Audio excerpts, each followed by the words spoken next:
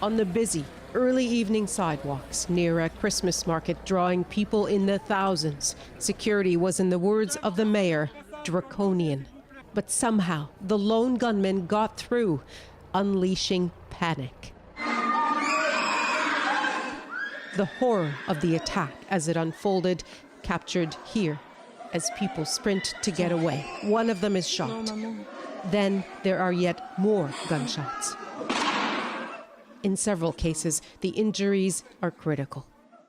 Peter Fritz witnessed the initial attack, which to him sounded like firecrackers. But then, when I turned the corner, I immediately realized how grave the situation was. There was this man on the ground, bleeding from the head with the apparent gunshot wound. There was his wife next to him, crying out for help. Some people had already started to resuscitate him. First, we did it out on the streets. Then we dragged him into a restaurant that was right close by and tried to resuscitate him for 45 minutes, unfortunately to no avail.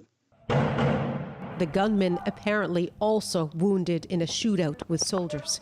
But with him still on the run, in the streets and online, people were ordered to hide in place, to stay indoors. Dozens still stuck in restaurants as the manhunt continued. Even the European Parliament, based in Strasbourg, it too was put on lockdown, and the border controls nearby tightened.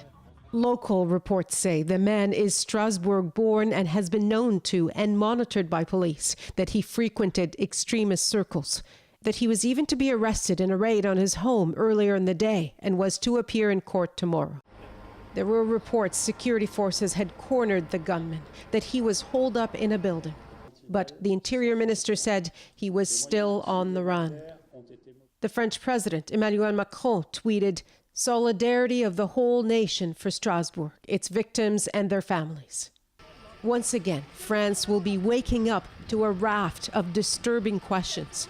Strasbourg's mayor says the Christmas market will be closed tomorrow to investigate how the gunman got into the security zone to kill.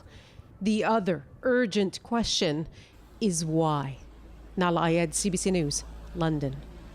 Now, the suspect in the Christmas market shooting was on something called the S list, S for security. It's effectively France's terrorism watch list, and it's huge.